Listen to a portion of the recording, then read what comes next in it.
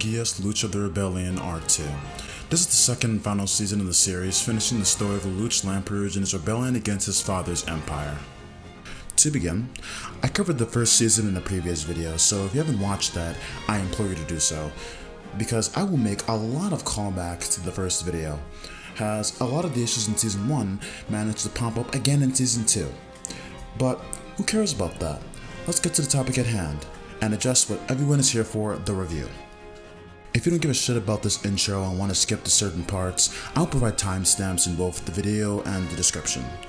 So before I do my usual stick of reviewing all 25 episodes, I would like to give a synopsis and quick explanation for why I hate this show so goddamn much. To put it very bluntly, the second season is actually even worse than the first season. Remember how I straight up said the first season had no soul? Well, at least the first season pretended to have one. R2 is atrocious and doesn't even pretend like it cares. The second season actually takes every single complaint I had about R1 and amplifies all of them to no end. And the fact that this anime sits on my anime list with an 8.92 while I write this is the exemplification of everything wrong with anime. This anime has about a 9, which is 1 point off being called a masterpiece. It is the fucking embodiment and living testimony proving that anime fans do not care how garbage a story actually is. If you just appeal to them and pander as hard as possible, they'll fucking eat up anything you serve them. This is why I credit Code Geass actually. Once again, you can see everything they do is for money and to appease to as many audiences as possible. And as you can see, it's fucking worked. Code Geass is one of the most popular anime of all time. It is one of the most highly rated anime of all time. So whether you and I want to accept it or not, they're doing something right. Where do I begin? The story. The story in Code Geass R2 literally just resets the fucking plot. Everything we worked for in Season 1, gone. It's bad enough that the story just hits a reset button, but after hitting this button, we get at least 25% of the new season where almost nothing happens in the plot. We have a fucking rebellion that gets ignored. In favor of what? Fucking fanservice episodes and parties that ask for Academy? When the story isn't blatantly watering down the experience with filler and uninteresting subplots, it's doing its very best to ruin any integrity it might have had by constantly living in plot holes and killing any sense of suspense it could have. The writers for Code Geass genuinely do not care. They want to get to the end, and they don't care how they get to the end. You're going to get characters randomly being brought back to life. You're going to get massive tone shifts. You're going to get an anime that refuses to stick to a genre and excel in it. You're going to get plot holes up the ass. And you're going to get an anime that straight up refuses to tie up its loose ends, or adjust some of its major plot points like, I don't know, Geass. The characters are actually even worse in R2. They were never written particularly well, but in R2, it actually becomes absurd. Code Geass characters are flat, inconsistent, rather one note. It's clear the characters in the show exist for the sole purpose of appealing to certain subsects of anime fans and otaku. However, in R2, character motivations are flipped on their head. Most characters get little to no characterization, and the show is more than willing to make a fucking character look hypocritical or dumb if it means moving the plot forward, i.e. Suzaku. Remember how I mentioned that Season 1 was trying its hardest to be a poor man's Death Note? Well, in Season 2, it tries to be a poor man's Death Note but also an Evangelion ripoff. Really goes to show the focus of the people who write this shit. Almost everything that is worse about R2 is solely because of the attempt to appeal to as wide of an audience as possible. No soul, all for money, all for attention. The designs in R2 actually become more fan-servicey than ever. We get an absurd amount of lewd scenes and panty shots. Almost no one is safe from the blatant sexualization this season, because remember, sex sells. All of this is to cast as wide a net as possible.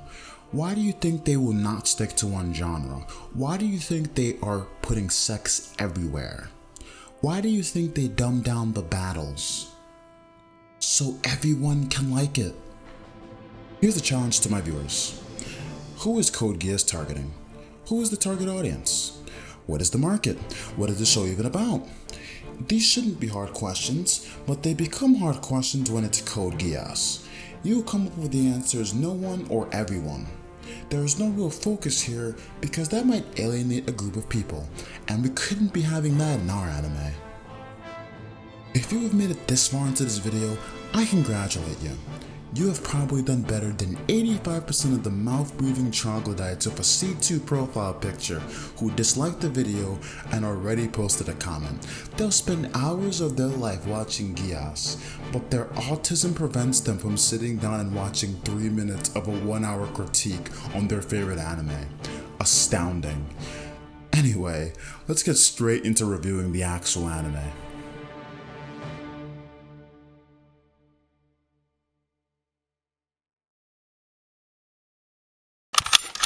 We were not even 60 seconds into the anime and I've already found a major issue, the existence of C2. Listen, I don't care what any Code Geass fanboy wants to say. Her existence in this show is contrived and it's just explained away. At the end of season 1, it is straight up implied that C2 is dead, and yet within 60 seconds, here she is in front of all of us.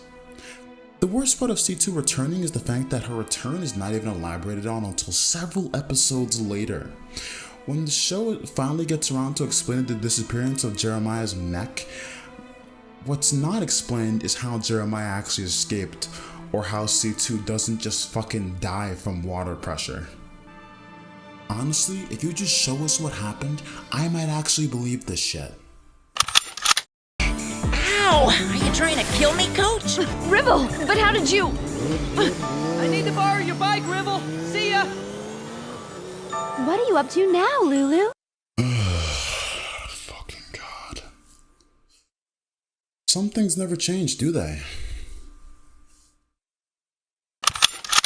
I truly don't understand the purpose behind the Black Knights being kept alive by this government, because as far as I'm concerned, they already know who Zero is, so it's not like they're gonna torture any information out of them. They're not doing anything with these prisoners. Literally just kill them, because what if Zero actually comes back? Which ends up fucking happening.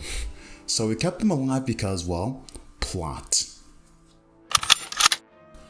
God damn, this anime took no time to start using Callan as fan service. Our first scene of Callan shows this chick in a fucking bunny outfit, half naked. You see how I complained about this shit in the last season? The increasing disregard for female characters in favor of fan service bullshit? It gets worse. It gets worse and worse this season. Once again, it seems Callan has been reduced to Tits McGee. It's just astonishing to me that they got the chess scene done wrong once again. I'm not gonna get anal about this like in the first video, because I already explained why the chess scene was done poorly in season 1, and why it failed at conveying the characteristics of Lelouch like it was attempting to showcase. But once again in R2, we were actually not shown how Lelouch won. They're attempting to show us Lelouch's intelligence but are still too lazy to actually show us. You have failed once again in your duty of showing Lelouch's intelligence. Okay. How the fuck did the terrorists get this huge fucking blimp? How? I have a multitude of issues with this scene. I appreciate Lelouch regaining his memory, and I actually think that this is handled quite well. They show various flashbacks giving him quite a triumphant return. Cool. The issue here comes with the logistics and logic behind trying to capture C2. We know that the Office of Secret Intelligence, or OSI for short, is trying to use Lelouch as bait to get C2, correct? Now here's the issue. Why are they so unbelievably unprepared for this engagement? They shoot C2. Now with the awareness that C2 is fucking immortal, what the fuck does shooting her accomplish? Unless the OSI officers confronting Lelouch just for some reason didn't know that she was immortal, which is pretty fucking stupid. Adding on to that, they seem to wear no protection from, nor do they even have awareness of Lelouch's Geass.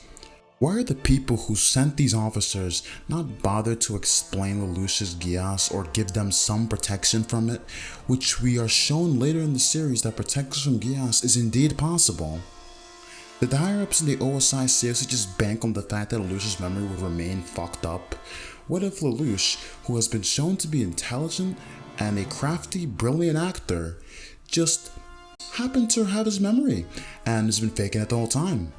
You've just taken zero precautions with Lelouch. Why? Lelouch and C2 could destroy your nation. What are you even doing? While it was nice to compliment Lelouch getting his memory back and seeing the subsequent suicide of all the officers, it's just another example of this anime putting in zero effort to get us into a result. Yeah, we got a good result in seeing Lelouch get his memory back, but what led us to that was a crock of shit. You know what? This scene is even worse when you consider the sole purpose of the OSI is to be Lelouch's personal NSA. They just spy on him 24/7. They have one purpose and they fail massively at this purpose for the sake of the plot. It's silly plot holes and stupidity like this that lead me to fail to understand why people actually think R2 is much better than Season 1. In Season 1, this bullshit is a lot more obvious, but in Season 2, shit like this is a lot more subtle until you actually sit down and examine what you're watching, and then you realize it's even worse than in R1. Before we even move on, I do want to straight up say, this show will never match up to its first opening. Seriously. That opening is magic, sexy as fuck. Maybe it's my fault for questioning anime logic, but I have no idea why Lelouch can follow to give out commands here when he just figured out the layout and gave out these commands with just such ease. I just don't understand. Season 2 and Lelouch is still somehow mind-fucking the military generals who do this as a fucking job. The one that I believe in is Zero. Just him. It's not you, Lelouch. Well, fine with me. By the way, are you ever going to change out of those clothes? Don't look at me, you pervert! Oh, is that the way you talk to Zero now? I'm saying it to you, Lelouch. Seriously, can we get Callan into some regular fucking clothes? The bunny suit shit should have not gone on this long. And just because you act all tongue-in-cheek trying to be self-aware by making Lelouch mention it, doesn't make it any less of what it is. Fan service bullshit. Further on, can we discuss how this series actually took Callan's character backwards? She basically spends the beginning of R2 accepting that she's been lied to, because why should she care when she admires Zero so much? Bro, I just don't understand. How do you make her genuinely angry at the end of Season 1, then basically make her Zero's slave at the end of R2? Not to mention that they built up her character and talked about her past in R1 and then just completely abandoned that, not even mentioning her drug addict mother once during R2. Originally when I wrote this part of the script, I wanted to give credit to the writers for finally showing Lelouch's intelligence for once, something they've avoided doing for pretty much the entirety of the anime. But then I realized this is all a bit ludicrous that Lelouch can just outdo military strategists. Maybe I give credit because it's R2 and by this point he has experience being a leader of the Black Knights, unlike in Season 1 where it just made zero sense for him to be able to lead the way he could. However, the plan itself is kind of bonkers. Blow up the building you know jack shit about so a segment of the building falls on the enemy, blocking your only way of escaping? What? This is pretty fucking stupid, not gonna lie.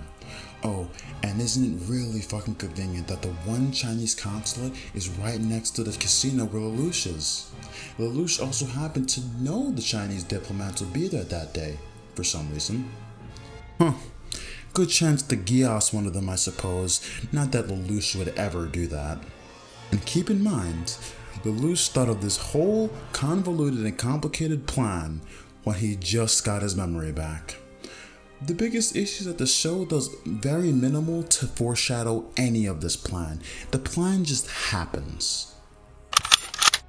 Also, my rant against the Chinese consulate just has to continue. The Chinese consulate is near Asteroid Academy levels of retarded in R2. You've literally created a safe space for the Black Knights. Holy shit. The Black Knights, literal terrorists, are allowed to sit in the Chinese consulate, and the defense for this is Britannia being weary of sparking a war? Is it already not a problem that the Chinese are fucking harboring terrorists that plan to start an insurrection against the Britannian government? The United Nations probably isn't gonna fault you for barging in and killing the terrorists. The only party in the wrong here is China.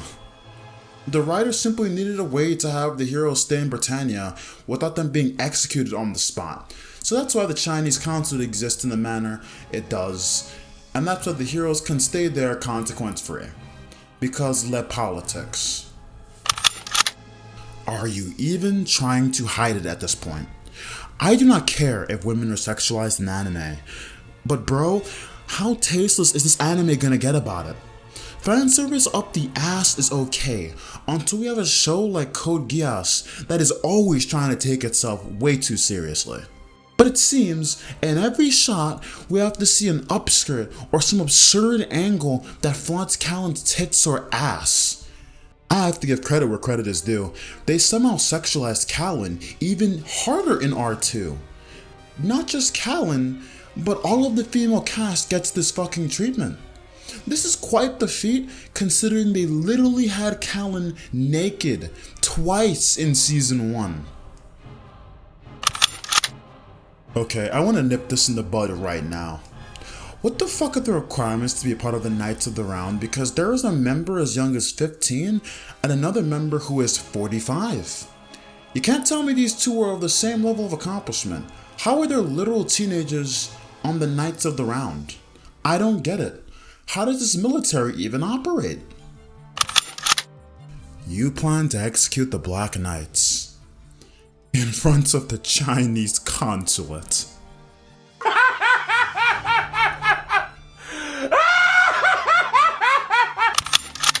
Remember when I said that there would be some instances of Rollo is retarded in this video? Well, it begins here. With this scene of Rollo discovering Lelouch has regained his memories, Rollo has started the stupidity. Now, this scene is already absurd in of itself because instead of just outright using the Geass on Rollo, Lelouch decides to point a gun to his head and talk about his master plan because plot. Rollo then proceeds to use his time-stopping Geass to put Lelouch in an uncomfortable spot. Rollo is on strict orders to execute Lelouch the minute he discovers Lelouch's memory is back. And yet, in this scene, he doesn't fucking do it. Why doesn't he do it? Because Lelouch sells him some fucking snake oil and Rollo just fucking believes it. Rollo actually believes Lelouch when Lelouch says he will bring out C2. This is the problem with Rollo. Suzaku was retarded because he was fucking idealistic and believed some outright stupid shit. Rollo is retarded because he's just that naive beyond all belief. You mean to tell me a kid who's been murdering people since kindergarten is just fucking stupid and naive and will believe all the lies Lelouch spits out? This series tries to defend this stupidity by building up this relationship and showing us that Rollo has come to actually embody and enjoy his role as Lelouch's brother. This is the perfect plot device for Rollo. He can go from stone cold experienced serial killer to inexperienced naive 16-year-old whenever the plot requires him to be. I mean, why have consistency in a character when you can just use them to push the story forward whenever you need them to? Rollo letting Lelouch live here is just proof that Rollo is retarded. I know I have mentioned this before, and I already had the rant on this, but I really hate these mechs. Why does Suzaku get an ultra special mech that can just make dozens of mecha disappear? Fuck. Maybe I'm just too stupid. I'm stupid for expecting an ounce of realism in an anime, but come on, dude. Listen, it's bad enough that these mechs are barely explained or elaborated on. It's worse when we just have shit like this that is purely just theatrics.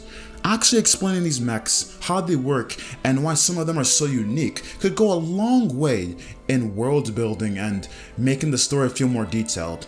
But since season 1, this show has just said, fuck it, who cares? It looks cool when two big robot pew pew pew pew.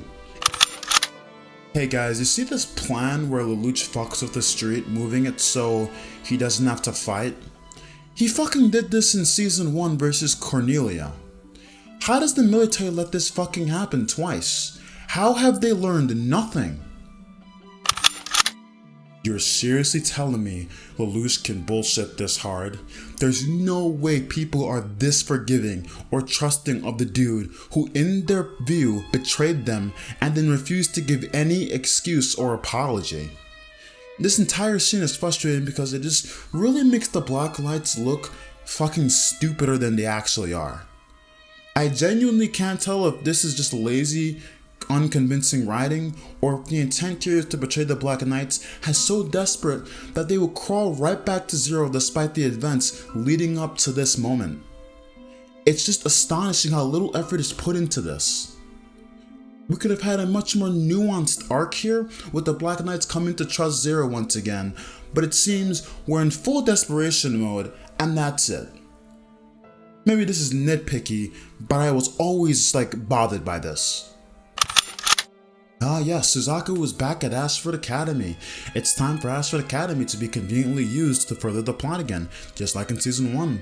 Gotta find some way to force most of the cast to interact with each other. What better way to do that than a fucking place where all teenagers are forced to go, aka high school.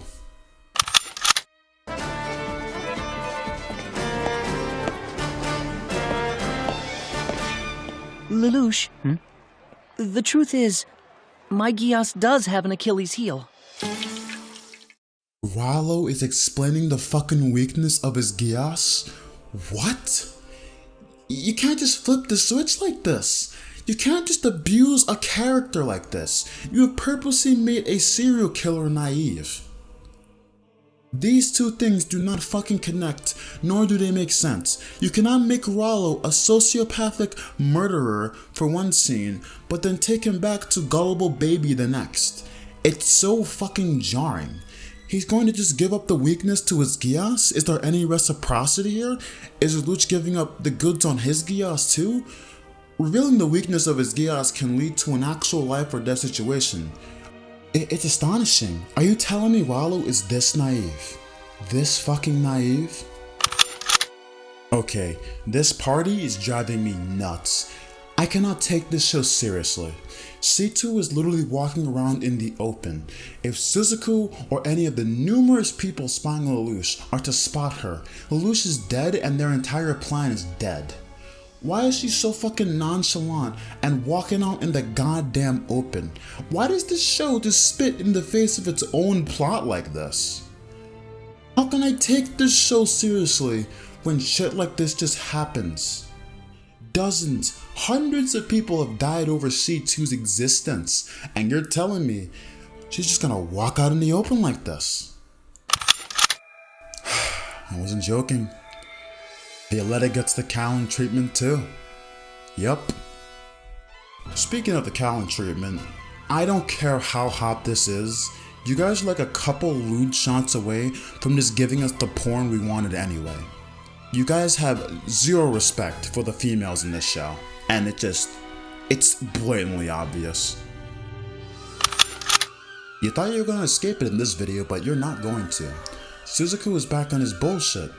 You see, Suzaku and R2 manages to take one step forward and about 20 steps back. He recognizes that Lelouch is a cunning asshole and gets an A+ in manipulation. That's why he comes to Area 11 to begin with. He wants to verify himself that Lelouch's memory is gone. He simply doesn't believe it with all he knows about Lelouch's character. This is good. It's a step forward with Suzaku being less retarded. However, here's where shit goes 20 steps back. His plan.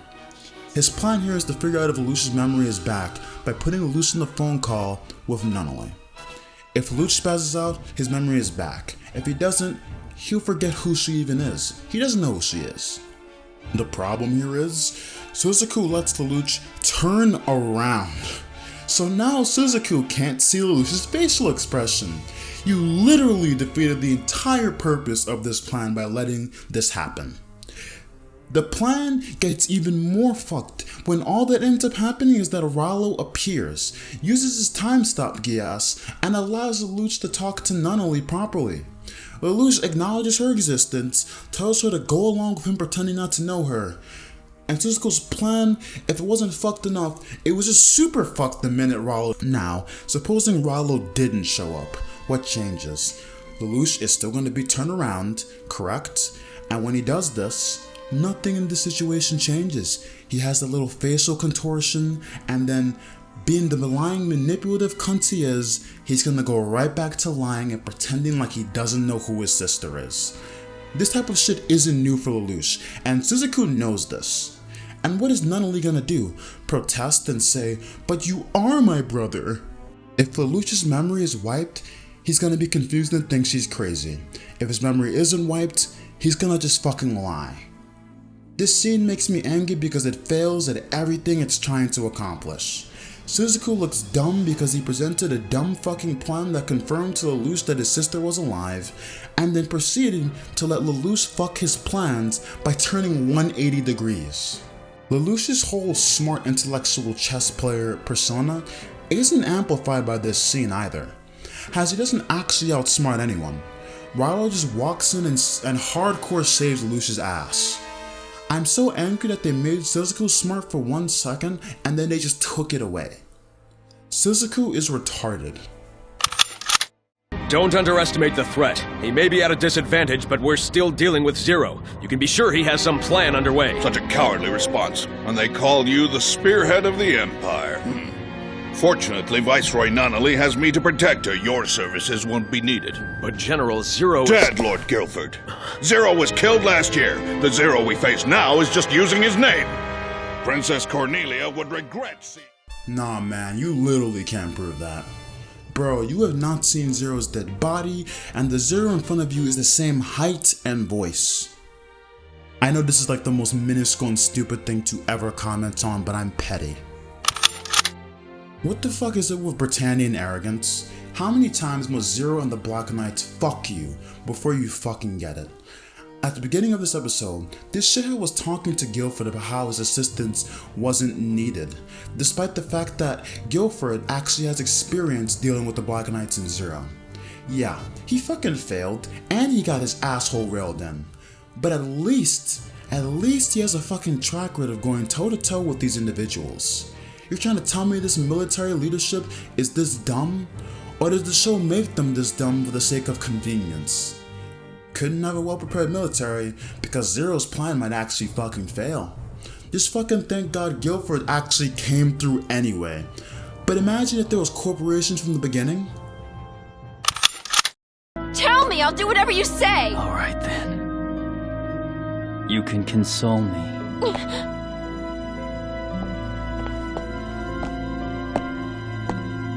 There are things a woman can do for that right.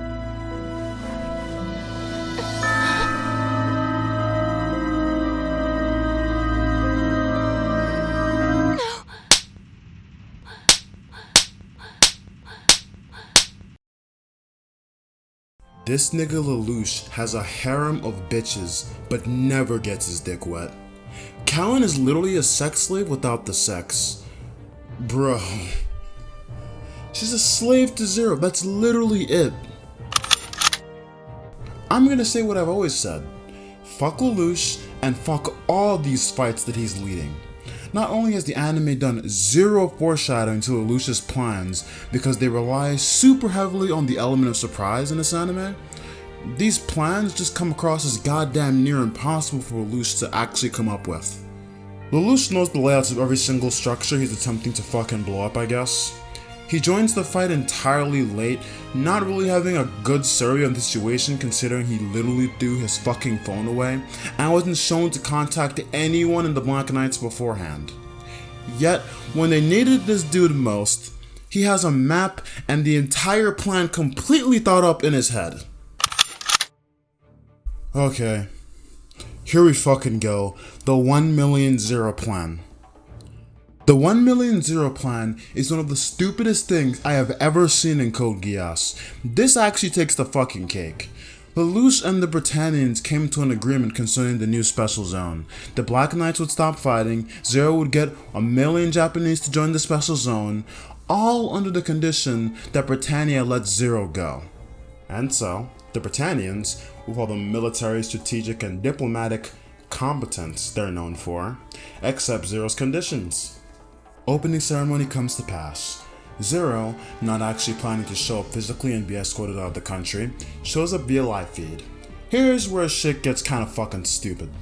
When it is announced that Zero will be exiled, the 1,011th all put the smoke down and changed to Zero outfits. Since they are all now Zero, they all should be allowed to leave the country. This plan is so fucking retarded for so many reasons, I am genuinely angered by it. With almost all of the plans Lelouch has tried to execute in R2, they all seem to hinge on Lelouch just being a superhuman and having a humongous brain. This plan, however, is just fucking impossible. First of all, this is not 1 million people. Not possible. The Black Knights make up probably less than 1% of the total population here, so an overwhelming majority of these people are non-terrorists. Do you think they would actually fall in line with this plan, and that there will be no fuck-ups? Second of all, how the fuck did you create so many Zero suits? The Black Knights definitely can't mass produce these, and even if they could, you would not be able to make this many suits in this time frame. Third, how the fuck do you get this many people to not fuck up this plan? How many people will not show up with the right supplies? How the fuck do you get all these suits on in a timely fashion? How do so many people get the smoke out correctly? You cannot convince me that this is possible. What you can convince me is that 99% of the Black Knights could do this properly and avoid mistakes, because they are an organized force. All these people are fucking not. And probably the most obvious issue with this plan, who the fuck says the Britannians have to even go along with this crock of shit? Lloyd points out that Zero is using a legal loophole, and Gilbert says that Britannia might have to let them go. This is bullshit. Not only are Zero and the Black Knights not in any legal or binding contractual agreement with you, he's clearly crossed his fingers behind his back and tricked you. What reason does Zero have to believe they'll actually let these people go because they used the retarded loophole? What, Suzuko's sympathy is what's the determining factor here? What makes you think Suzuko will be the one to have the final call here? It's even worse trying to see the plot try to come up with its own bullshit reason as to why this plan makes any fucking sense. Oh yeah, the military shouldn't shoot anyone because the poor Japanese and 11s, they might not trust Britannians again. Because the Holy Britannian Empire has set themselves up to be trustworthy, right? And 1 million people just so happen to fit on this iceberg ship too, right? Get this shit out of here, man. You know what's insane to me? I almost didn't attack the 1 million Zero scene because I was like, this is low-hanging fruit. But then I remembered, I love attacking low-hanging fruit, so fuck the 1 million Zero scene. This is indefensible, it's fucking stupid. I've shit on a lot of people in this series, but if there's one person who I wish got a bullet to the fucking skull who didn't, I really wish it was Nina. Holy fuck, was she written to be as unlikable as possible? She genuinely is the most disgusting and unlikable character in the entire series. While most characters in this show suffer from having minimal personality or just being offensively dumb for the sake of the plot, Nina stands out. Nina is worse because she's offensively dumb and used to move the plot. But you know what I realized? If we remove Nina from this entire series, you could still have things happen exactly as they fucking did. She's a plot device who shouldn't even be a plot device. I don't know what events in particular might have made you crown her as the worst fucking character in the series, but this scene where Nina goes ballistic on Millie for no fucking reason, this is what did it for me. The fact that she can be this hypocritical is just insanity to me. And for what reason?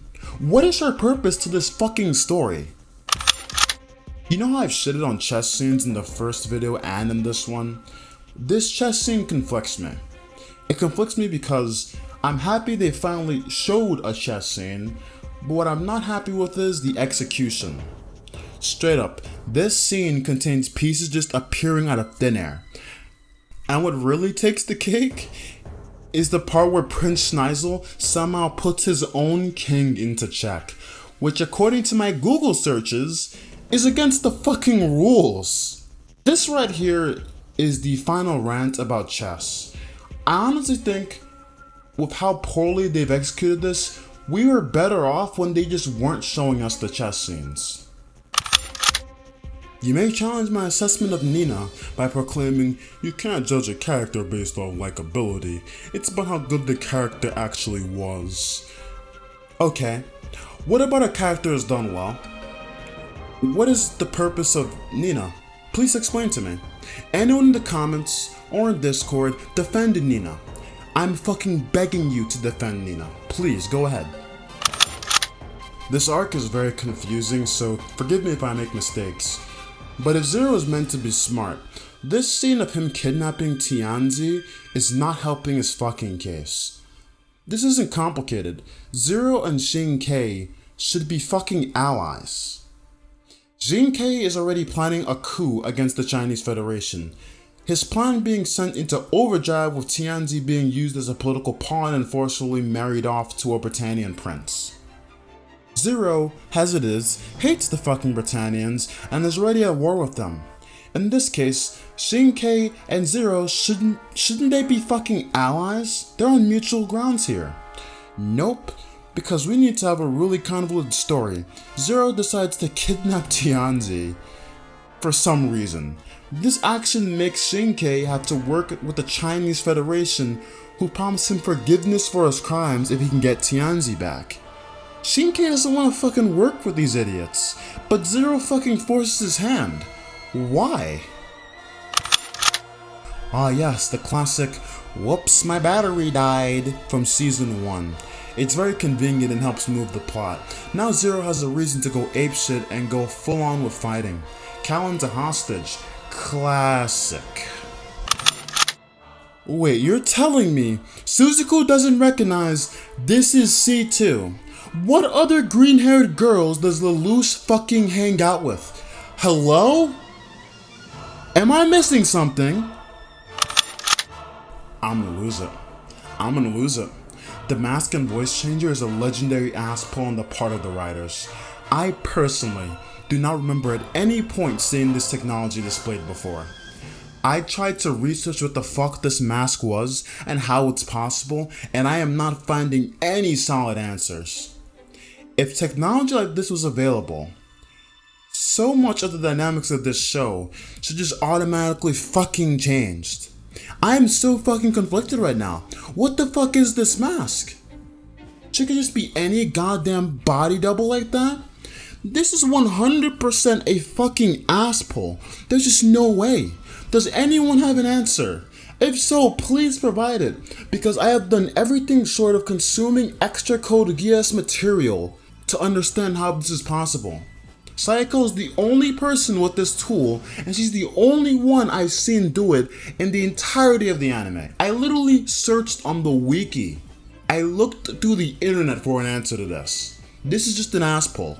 100% they just made it up. And now, Shin-Kei gets fucking betrayed by the Chinese Federation. Who the fuck could have saw that coming? After the Chinese Federation decides to betray Shin-Kei, they then ask the Britannians to help them in battle. Somehow, Shin-Kei's Britannian hate boner only starts here, not after they were clearly the ones who were pushing for the arranged marriage.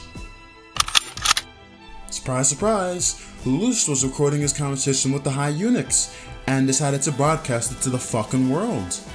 This leads to the Britannian Empire saying fuck this shit and leaving, seeing as the fight is no longer worth it. Shin-Kei then proceeds to slaughter these self-righteous assholes who call themselves the High Eunuchs. With Tianzi saved by Zero and the High Eunuchs dead, Zero and Shin-Kei enter an alliance. I have been leading up to this for a while, but my problem is, none of this is fucking needed. None of this had to happen. Like I said earlier, Zero and Shin-Kei should have been allies from the onset here. They have the same set of goals, and them fighting each other is just contrived bullshit that the writers forced upon us. Did we force this entire retarded scenario just so Shin-Kei could fight the Britannian forces with Zero? Because this is a really stupid way to reach this conclusion. Entertaining, yes. Contrived and stupid, yes. From the beginning, Zero and Shinkai should have been on the same side. What the fuck is the point of any of this? They both have a common enemy. I know you niggas ain't gonna do this. You are not gonna make 2 nights of the fucking round attend Ashford Academy with Suzuku. You are not gonna fucking do this. You are not gonna do this to force character interaction. You are not gonna fucking do this. Why did Sayako kiss Shirley exactly? She literally didn't need to do that to prevent Shirley from discovering the OSI entrance. This seems like a really lame setup for the next episode. Oh wait, it is. The next episode that is filler bullshit where Lelouch has over 100 dates set up. Nice. I don't feel like talking about most of the 11th episode because nothing too important happens in this fucking episode. It's just another example of the show confusing itself on what its identity is by forcing us to endure an episode of high school love story romance bullshit. But what I do feel like discussing is the fact that Jeremiah is fucking back and he has some cybernetic ability to cancel other Geasses. So, there are 2 issues here. Number 1, Jeremiah is fucking alive. Number 2, he has a fucking Geass canceller? First off, the show never properly answers this. How the fuck is Jeremiah even standing? He should have been crushed under the water pressure. C2 being alive is already fucking stupid as is. But Lord Jeremiah being alive is 900% bullshit and never explained. Just dog shit fucking writing. The amount of times that this show just brings someone back from the dead like it's nothing is just insane. This is like Dragon Ball Z levels of stakes, because in DBZ, it doesn't matter if anyone dies. They just get wished back by the Dragon Balls. In Code Geass, it doesn't matter if someone dies, they will be brought back to life via legendary ass pull. Second off, he has the ability to cancel a Geass now. What? How does this even fucking work? I hate Geass in this show so much. I hate Geass because it's never properly explained, so the writers have given themselves a damn near infinite amount of space to work with when it comes to this ability. You can't make this shit up. How was this Geass canceller even created? We know he wasn't given this ability in the same manner as Lelouch, Charles, or any other recipient of Geass. The Geass canceller itself isn't a Geass, so can someone explain to me what the fuck this is and why no one else has this ability? This could be very useful to the Empire. But they decided to give it to the Orange Boy, of all the fucking people. I am fucking stunned. Have you not noticed how often this show literally just pulls shit out of thin air? In the last episode we dealt with Sayako's bullshit mask, and now we have this magical Geass canceller. This is madness. Holy crap, this opening scene in which it displays Shirley having a nightmare concerning all the events surrounding Lelouch, Valletta, and all the numerous issues involving Zero, this is done really fucking well. I genuinely love this scene, and I think they executed this scene extremely well. What? You think I can't hand out compliments? I can. Assassin! Then you've come to kill Lelouch, is that it? Lord Jeremiah! Valletta! You mean Lelouch has snared you too? Lelouch. Let me just say this right fucking now. This dialogue is going to be hilarious in the next couple seconds. You have been ensnared? Just let it sink in, boys. Let it sink in. So in R2, all we've seen so far is Jeremiah sucking on V2 and the Britannian Empire. Yet, when he finally confronts Lelouch, suddenly he swears his allegiance and loyalty to Lelouch, because apparently his allegiance is to Lelouch's mother, who he was originally a guard for. He's felt intense guilt about the assassination of Lelouch's mother and has never forgiven himself for it. Here's the fucking issue. This anime has never hinted at, foreshadowed, or shown us any sign that Jeremiah was a guard or someone of this level of relevance to the plot. None of the shots or scenes that involve Lelouch's mom being killed show Jeremiah present or hinted at. This is actual good writing for the character. He should be a character worth our time and not just some fucking joke we keep calling Orange Boy. The issue is, this anime never fucking takes the time to build upon Jeremiah's character or give us any build up to this moment. This show has a fucking boner for the quote-unquote element of surprise. They just want to take you off guard at every turn possible, even if it makes no sense or makes the show look worse in the grand scheme of things. And this is an example of it. Because here's the issue. You get one of two results when you have a character like this who's this important who never got any real build up. You get one of two options.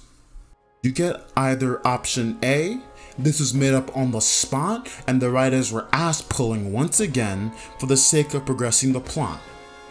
Or B, the writers of this show knew that they would eventually get to this scene with Lord Jeremiah and they just put zero effort into him as a character and didn't foreshadow shit. How hard would it have been to hint at Lord Jeremiah's importance, or to foreshadow just a little bit? You could have put a silhouette or something slight to show he was there when Lelouch's mom died.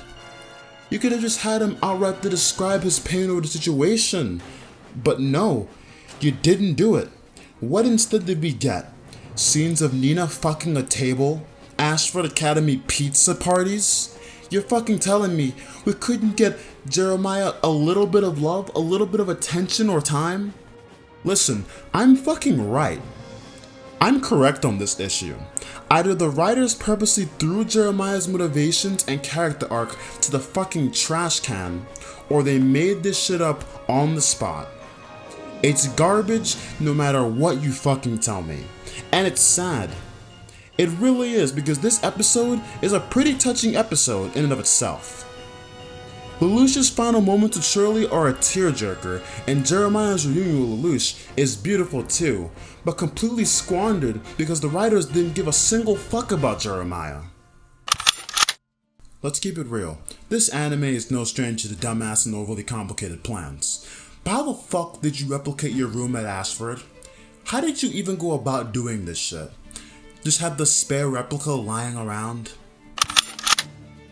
Maybe there's a little bit of difference in sub versus dub, but in the English dub, Lelouch says the room he's located in is not an illusion or hologram, yet he still finds the idea to smash the roof of this area. How could he have known to do this shit?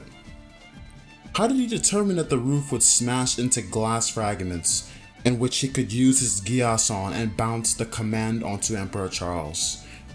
How could he have come up with this? Suzuku getting desperate enough to drug Callan and then proceeding to throw the refrain on the ground is the best characterization I have seen of Suzuku this entire season. Seriously, Suzuku for once ends up sticking to his morals without looking like an idealistic idiot in the process. And here, this episode presents us with the death of C2. This is probably one of the more difficult parts of the video to actually talk about. This episode serves as the death of C2 because we've finally been told the details about C2's contract with Lelouch. It only took us 1.5 seasons, but I can see why it took so long to reach this point actually. Because after it's revealed, she's immediately gutted as a character, and it's fucking unbearable to watch. Without having to explain too much, here's the too long didn't read of the situation. C2 made the contract to give Lelouch her code being the reason she's immortal. Her only wish of Lelouch was for him to kill her. That's how she wanted him to fulfill the contract. C2 realizes Charles is actually the only person whose Geass has reached a point of power in which the contract can be fulfilled, so she decides to do it with him. C2 then decides to reject the Emperor and seal her code away. And in the end, we end up with C2 losing all her memory, reverting her back to a state from before she had a Geass. So basically, C2's arc is finally completed, and she just turned into a literal child. If we're going to kill off one of the only likable characters in the entire series, we should probably actually kill them, and not just continue to keep them for no fucking reason. The character arc of C2 is finished. Just get rid of her. You have ridden yourself into a corner. Own up to it and kill this character rather than try to keep her around and make her do fucking nothing. I love C2, I really do, but I wish her story just ended here. Keeping her around was a mistake. I have thought it through. Any matter caught within the primary area of effect field will be annihilated by the Flaya's rapid spear collapse. Hold on! You want Suzaku to fire a weapon like that? He'd kill his own people, a massacre. Suzaku, you don't consider yourself an 11 anymore, right? That's why I want to entrust the Flaya to you. You'd give me that burden? You were Princess Euphemia's knight, so naturally. She is such a piece of shit. Not only is she asking the Japanese dude to nuke the Japanese people, it's with a nuke she fucking made. I really want to fight the logic here, but there's nothing particularly illogical about this scene or encounter. It's just a really fucking offensive moment, and I fucking hate Nina. This is the first scene of Charles that was actually good in the entirety of this anime, and it's only because of the pure shock of him being alive and adding to the suspense of everything here. It's some rather well written dialogue and he makes quite the return. However, I do want to rant that Charles is such a fucking letdown. He has all this hype and mystery surrounding him, and when we finally get Lelouch to confront him, it was rather anticlimactic and was used primarily just to end C2's arc. This scene is so fucking bad. Don't bring up the ending either, because I'm looking at this scene in the context in which it's presented. To anyone watching it the first time, some of the shit here makes zero sense. Why does Lelouch just say he purposely caused Yuffie to go apeshit? Why can't he just tell Suzaku it was a fucking accident? Lelouch is a liar, you may add, and claims Suzaku wouldn't believe him. As if that mattered up to this point. Suzaku doesn't have a reason to believe Lelouch no matter what Lelouch says. The mechs, bombs, and weapons are out of control. The power scaling is just fucking asinine now. R2 has stepped into shonen shit territory with its battles. It's turned into, alright, who got the newest upgrade this episode and is going to win the battle purely based off using this upgrade while maintaining the use of minimal tactics? Meanwhile, if they actually don't rely on this scheme, it's usually just Lelouch pulling a plan straight out of his ass. The Flaya is honestly the most egregious example of bullshit power scaling this anime has ever presented. You made this nuclear warhead important to the plot out of thin air, just so you could add extra tension and increase the stakes, not really caring about how you implemented this Flaya warhead. When you add shit like this, you need to keep going a step above each time. Oh look, Callum pulled up in the newest OP mech, let's fucking go! I wonder whose OP mech will auto-win the next fight while we pretend like there's suspense to be had here. You know what's fucking crazy? Gilbert is clearly shown dying here, and he still comes back. This is just continued proof that death means nothing in this goddamn show. It's as if the writers purposely only permanently kill off the good-natured people and just bring back everyone else because why not? The plot likes it, the plot demands it. And I think it's particularly insidious that everyone in this anime comes back to life magically when they die, but these quote-unquote good-natured people only fucking die permanently because they're so good-natured and no one wants to see the good person die, so now they're just motivations for other characters in the show.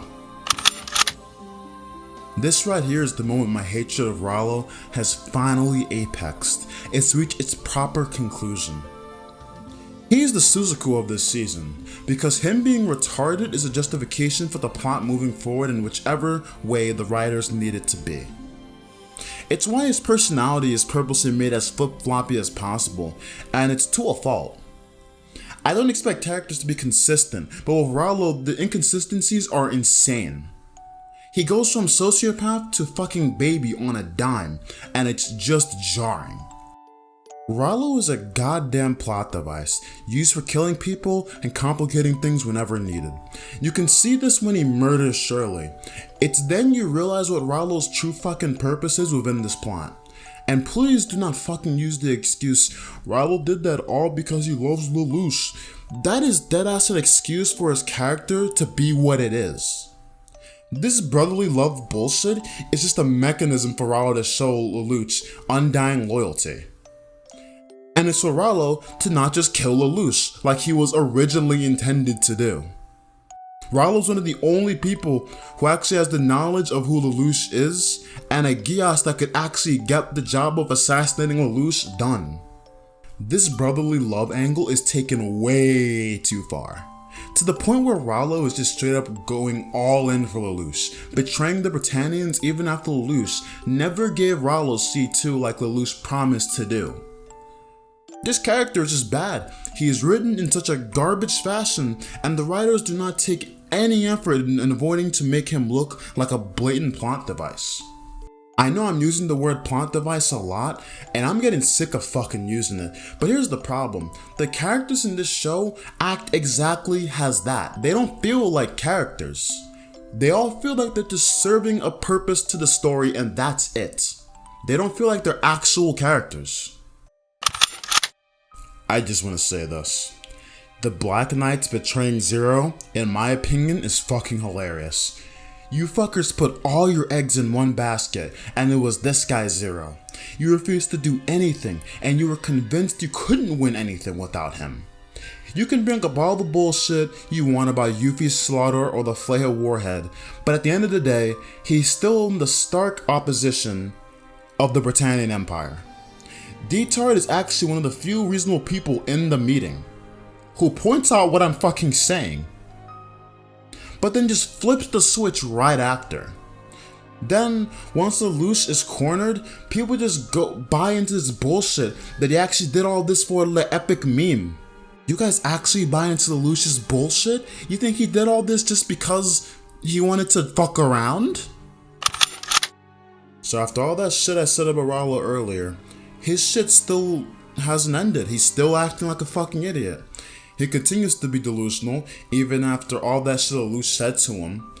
Rallo, like the good little plot device he is, magically shows up to save Lelouch, killing himself in the process of doing it. And then to top it all off, after trying to kill Rallo, telling him how much he hates Rallo, Lelouch thanks Rallo after Rallo's death and actually feels sad about Rallo's death. Oh look, C2's memories are back. LOL. Despite me watching this show 3 times, Code Geass R2 is still confusing, and this section only makes it worse. So Marianne, the mother of Lelouch and Nunnally, is here? And more importantly, it took how many episodes for her to make an appearance? Let's put this in perspective. Lelouch, since the beginning of this series, has been trying to avenge his mother's death. And yet, it took almost 2 seasons for us to finally get a scene where Lelouch and his mother are communicating. Let that sink in. We never heard Marianne's voice or heard her even talk to her kids until this point. This series did nothing to build up Marianne or her relationship with Lelouch, and expects us to care about Lelouch's primary motives because it's Lelouch. This is insanity. Lelouch's motives concerning his sister are fucking real, and you can see that and you can believe it. The motives concerning his mother, I don't feel shit when it's brought up because I've never been given a reason to care about Lelouch's mom. How fucking hard would it have been to give us like a scene or 2 of Lelouch and his mother just talking when they were like young? Would it have been that fucking hard to give us any reason to give a shit about this mother? Don't even get me started on the bullshit surrounding Marianne still being alive. Her Geass is levels of nonsense that I didn't even think were possible in this anime. It's really convenient that if you leave the rules concerning Geass very vague, you can just continue to get away with upping the levels of absurdity with these powers. And no one can question it because you left the possibilities as open as possible. That's why Marianne has a Geass that allows her to transfer her consciousness to another being. And that's exactly what she did in the scene where V2 sentenced her to fucking death with his fucking machine gun. She transferred her consciousness to Anya Alstream. Very convenient. She has a fucking Geass that can do exactly this, because such a Geass seems really good for a situation like this. I'm glad the writers definitely planned ahead and didn't pull this one out of their ass. Alright, the Ragnarok connection. Holy shit. Short explanation, Evangelion ripoff. Long explanation, the Ragnarok is simply the plan to use the Sword of Akasha, the Thought Elevator, and 2 codes to force the collective subconscious of human beings onto the surface of their mask and affect reality, making all humans, both living and dead, into one being. Does that make zero fucking sense? Because it makes zero fucking sense to me. But moving on. You may be asking, why the Ragnarok connection? V2 and Charles grew up in violence and tragedy, with fighting over the throne being rampant. People in the royal family dying was commonplace, lots of infighting and betrayals over this throne bullshit. This ended up with V2 and Charles' mother dying, and she became a casualty of this infighting. After this death in particular, V2 and Charles made a contract.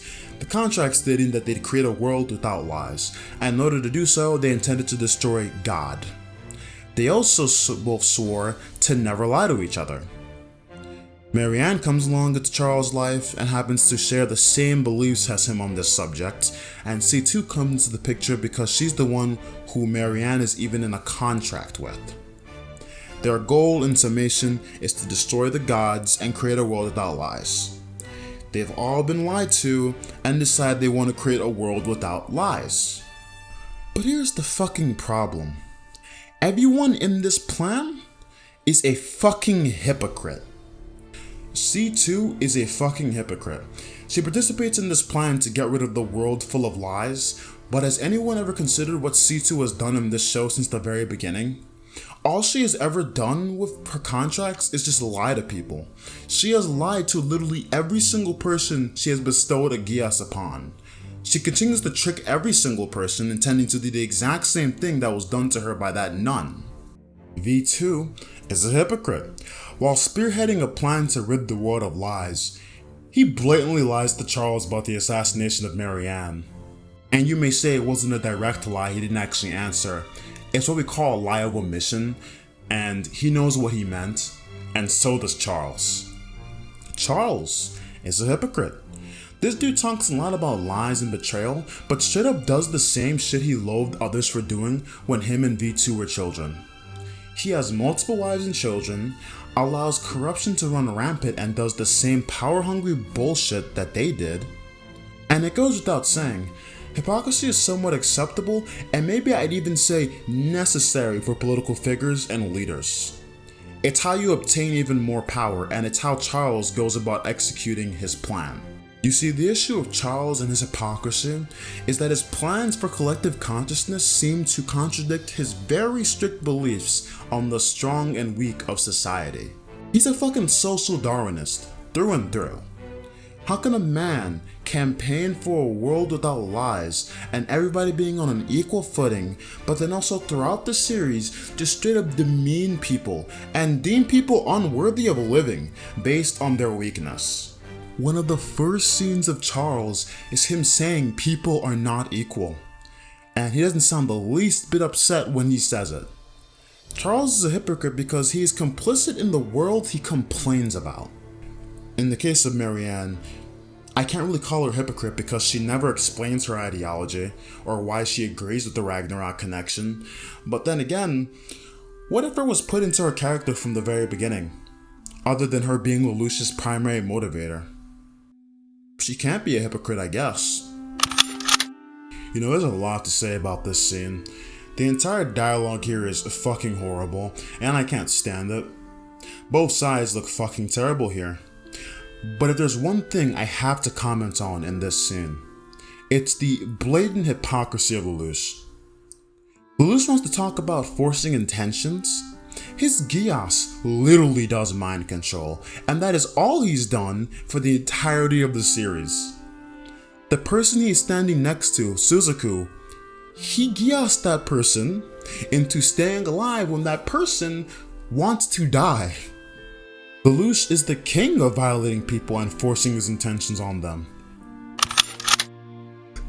Lelouch v. Britannia is king, and Suzaku is his fucking knight. You just can't make this shit up. I say this without a hint of exaggeration. This mech battle might be one of the worst mech battles in the entire series, and it is definitely up there in the worst of this season. This is another example of a battle that has no tension to it whatsoever. We already know Suzaku is gonna win because he has the newest OP mech. That's bad enough on its own. But then when the anime tries to inject some tension by revealing Bismarck's Geass can literally see into the future, we end up with Suzaku winning the fight with no strategy whatsoever. He wins the fight purely off Lelouch's command, forcing him to live. This fight scene is just so thoughtless. You managed to make a Geass that can see into the future feel like a joke. This fight on paper should actually be one of the most tense fights, but it isn't exciting at all. How do you create someone with a Geass that can see ahead of time and still somehow make this fight a joke, desperately starving for an ounce of suspense? Suzaku doesn't even outsmart Bismarck. He just brute forces his way to a win here, and it's just an unsatisfying way to end the fight. For as on paper how overpowered Bismarck's Geass is, he deserves a much better fight. Also, quick note, whoever is directing this fight scene, you need to be fucking fired. What is it with the direction and writing here? Why does Bismarck, mid-fight, decide to announce his Geass's ability? How anime are you trying to be here? Did he come here to pull something? He can't. The OSI systems are completely down now. We've also supplied the guards with goggles that have special lenses. Advanced Geass countermeasures. Kozuki wants us to watch her closely. If we think he used his Geass on her, she wants us to shoot her. She said to use the snipers. You're all just paranoid. He came here to make friends. They have supplied the guards with goggles with special lens that can be used as countermeasures versus Geass? Where was this for the longest time? Don't give me any bullshit about how less people knew about Geass before. Because as far as I'm concerned, the Britannian Empire was already spending shitloads of time and resources into researching Geass. I am hard pressed to believe that they couldn't make this anti-Geass technology, but suddenly it's a thing now. Britannians made the Geass Chancellor, but you're telling me they couldn't make goggles to block Geass. Those just didn't exist.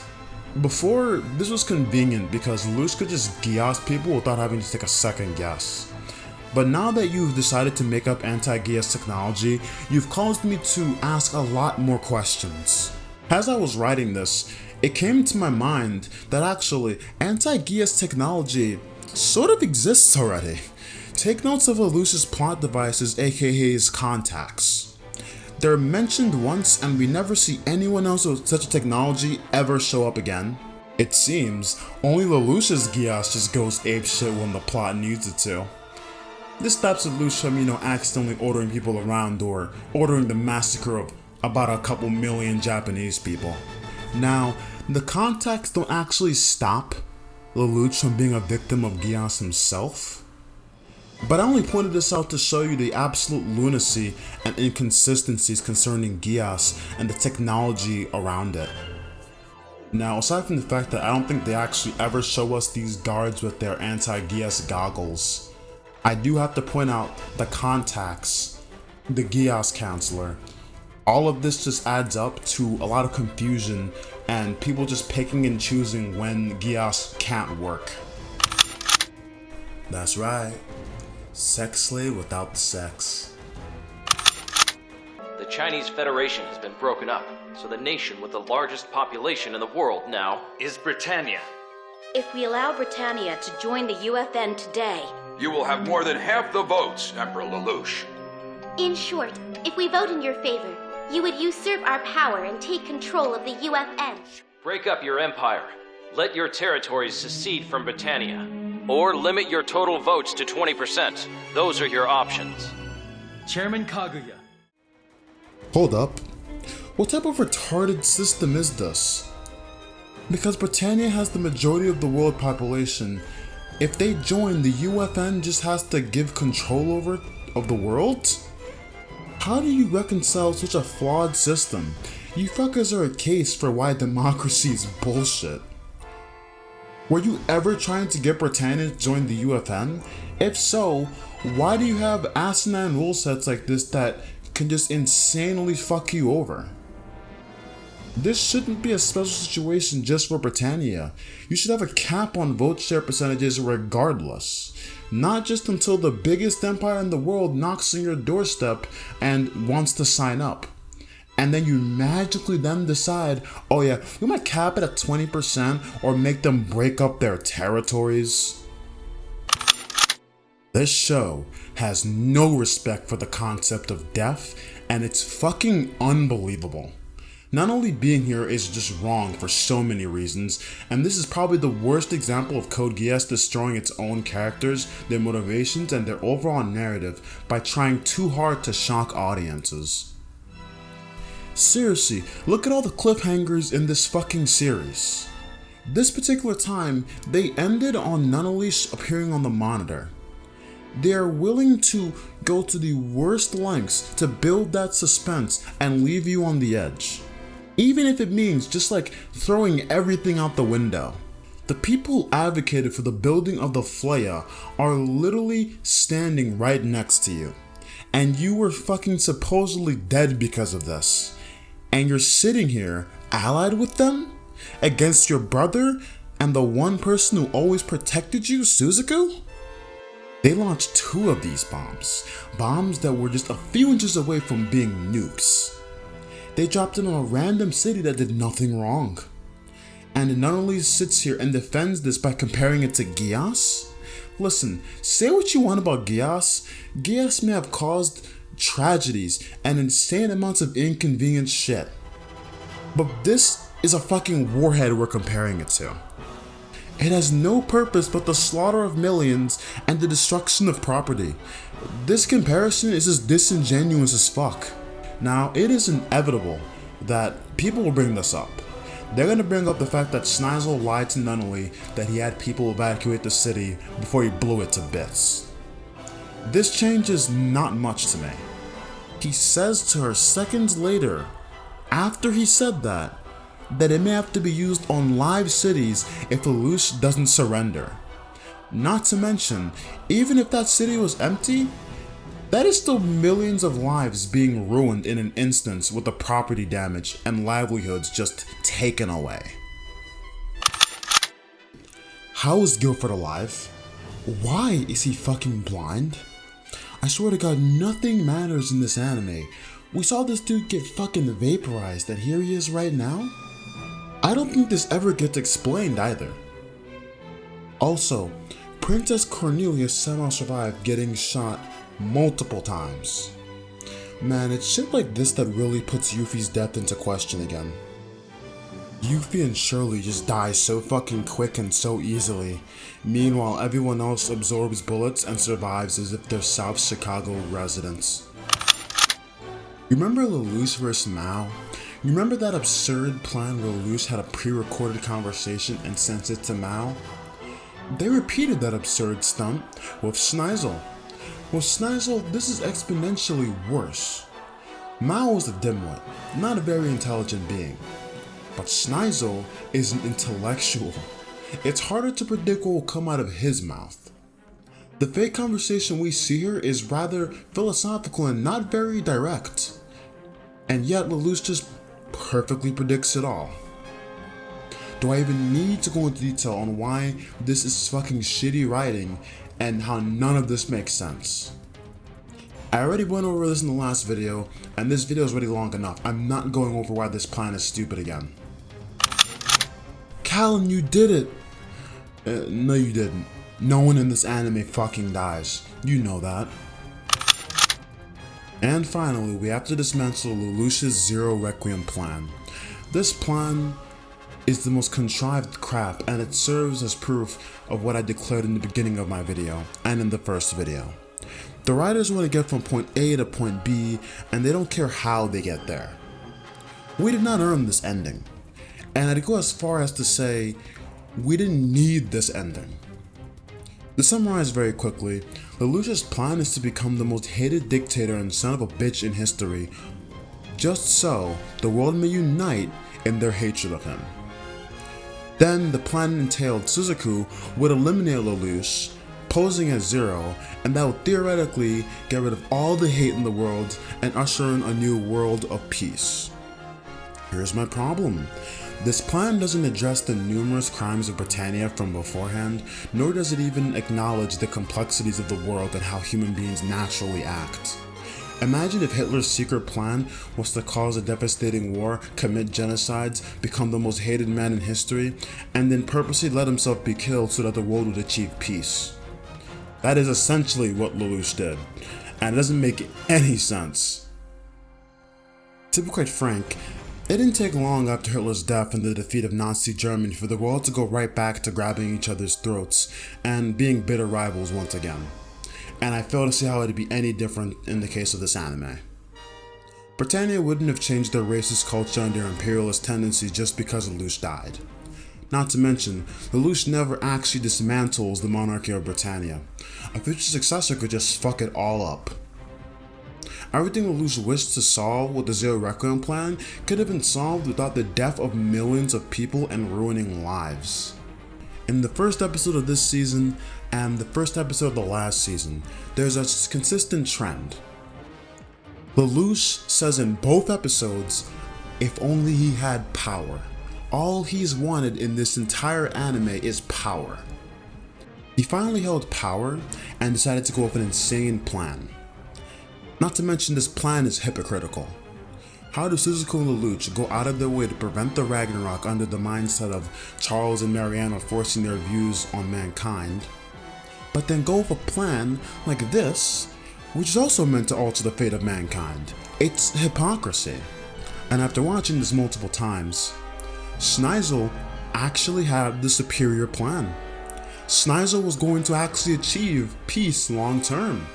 Lelouch was not gonna fucking do that with this plan. But I say all this to lead to this.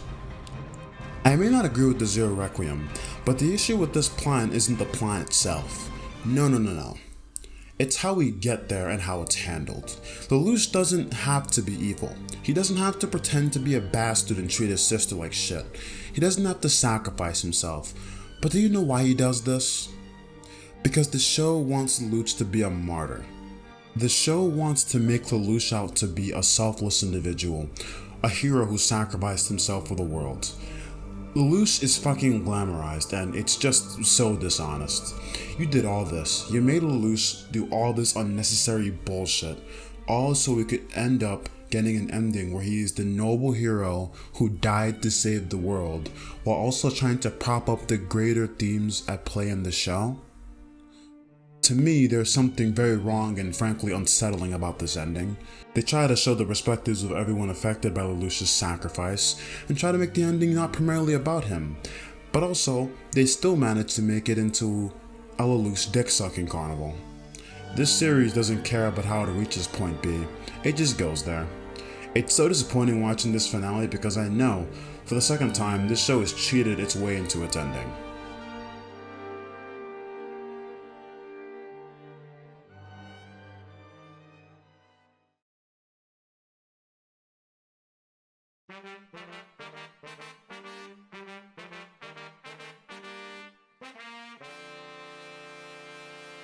So before the conclusion, let me actually give the show some positives. I like the soundtrack. I like it a lot, even more than I did in season 1, honestly.